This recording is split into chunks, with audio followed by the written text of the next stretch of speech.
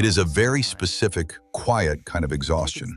You are sitting on the edge of your bed at the end of a long day, feeling completely drained.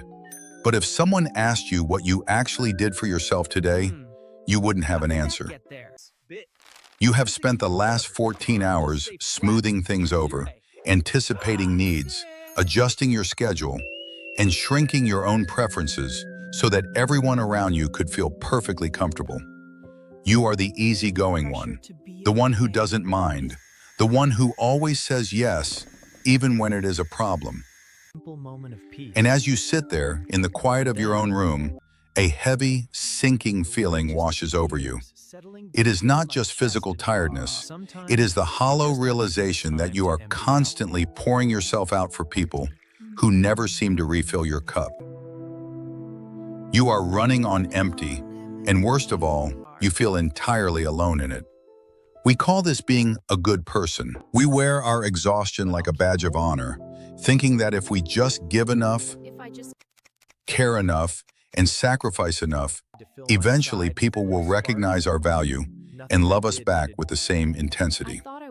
But what you are experiencing right now is not the reward of genuine kindness. You are caught in the nice guy trap, the people pleaser's dilemma. This is the painful cycle where your self-worth becomes entirely dependent on how useful you are to others. It is the subconscious belief that your natural self is not enough to secure love or friendship, so you have to earn your place in people's lives by being endlessly accommodating, flawlessly helpful, and completely devoid of personal boundaries. We convince ourselves we are just being generous, but beneath that generosity is a quiet, desperate negotiation. You are telling the world that if you make yourself indispensable, they will not abandon you. I know this trap intimately. I remember a time years ago when a friend asked me to help them move out of their apartment. They had left everything to the last minute. I had plans that evening, a rare, quiet night I had been looking forward to all week. But when they called, sounding stressed, my automatic reflex kicked in.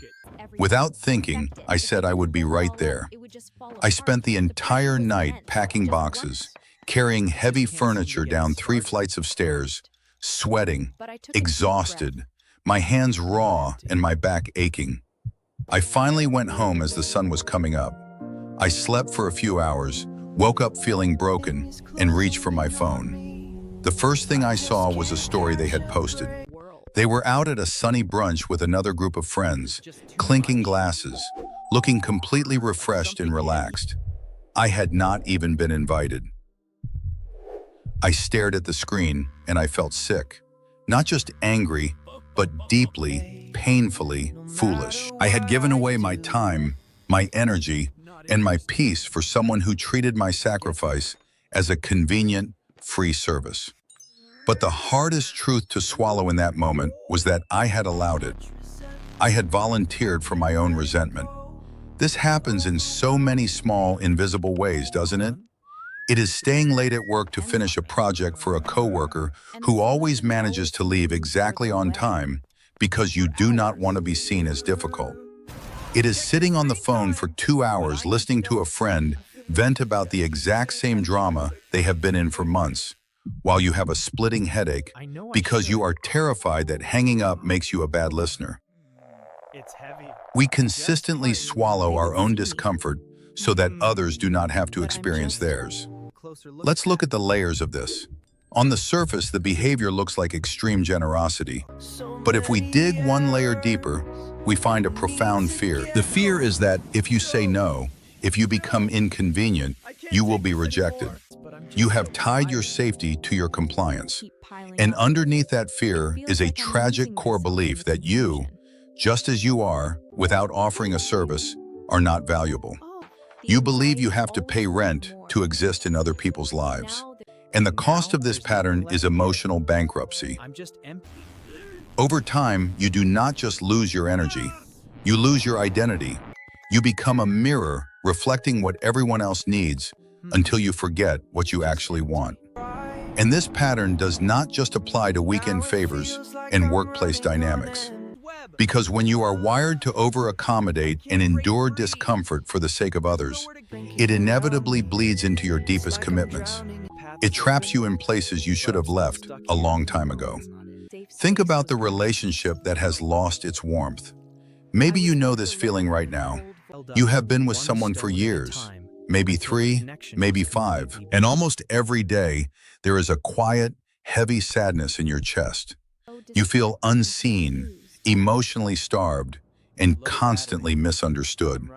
You find yourself crying in your car before going into the house, bracing yourself for the coldness, the familiar arguments, or the crushing silence. But when you think about actually packing your things and walking away, a massive wave of anxiety hits you. You tell yourself that you have been together for 5 years. You have put so much into this person. If you walk away now, it was all for nothing. In psychology, this is known as the sunk cost fallacy.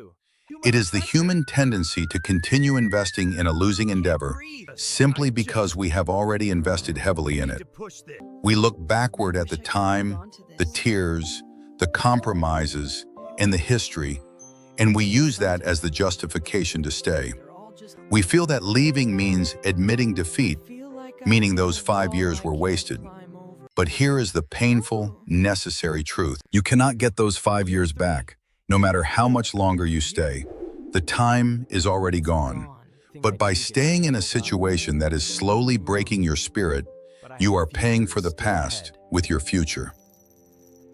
You are sacrificing the next 5 years of your life just to prove that the last 5 were not a mistake. If you see yourself in this, whether you are the person who cannot say no to a friend or the person staying in a relationship that has long since expired, I want you to pause. Take a deep breath.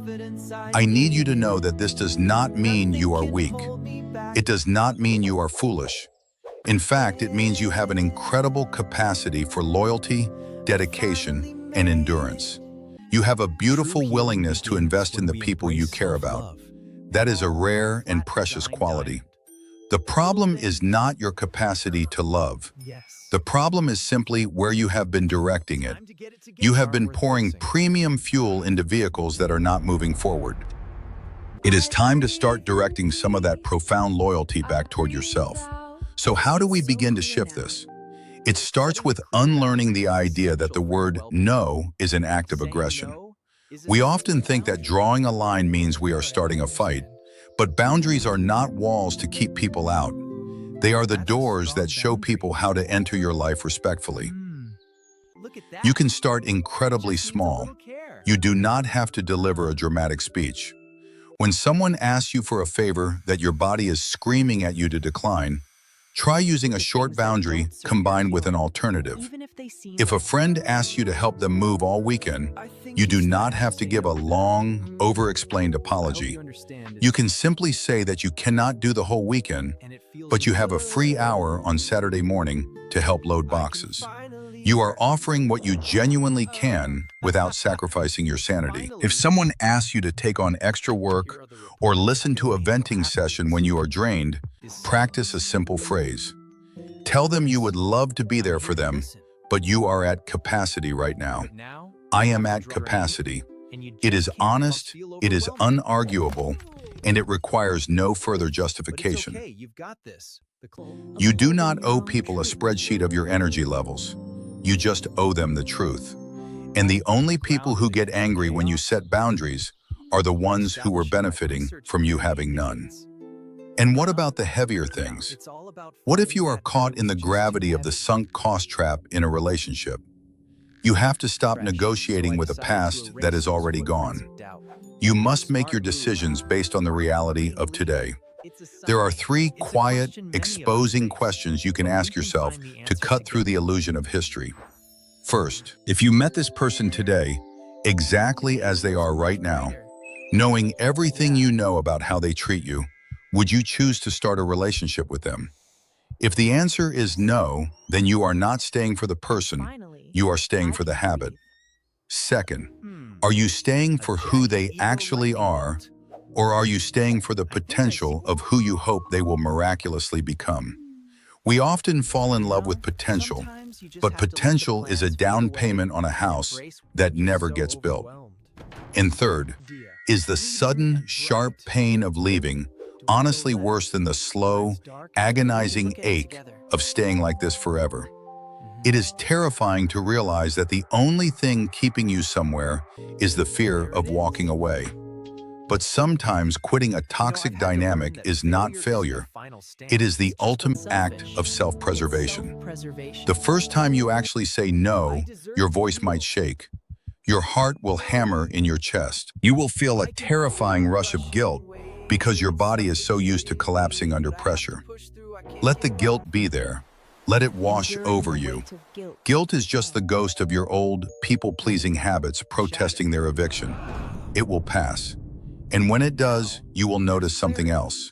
A small, quiet space opening up in your chest. A lightness. It is the realization that the sky did not fall just because you finally became inconvenient. The world did not end just because you chose yourself.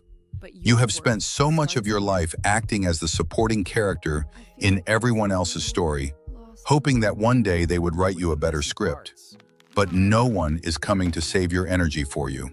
No one is going to guard your peace if you leave the gate wide open. You are allowed to be tired. You are allowed to stop carrying things that were never yours to hold. And you are allowed to finally walk away from tables where love and respect are no longer being served. Close your eyes. Take a deep breath. Let the weight of all those unsaid boundaries drop from your shoulders. It is time to rest. You have done enough. Now let's start doing what is right for you.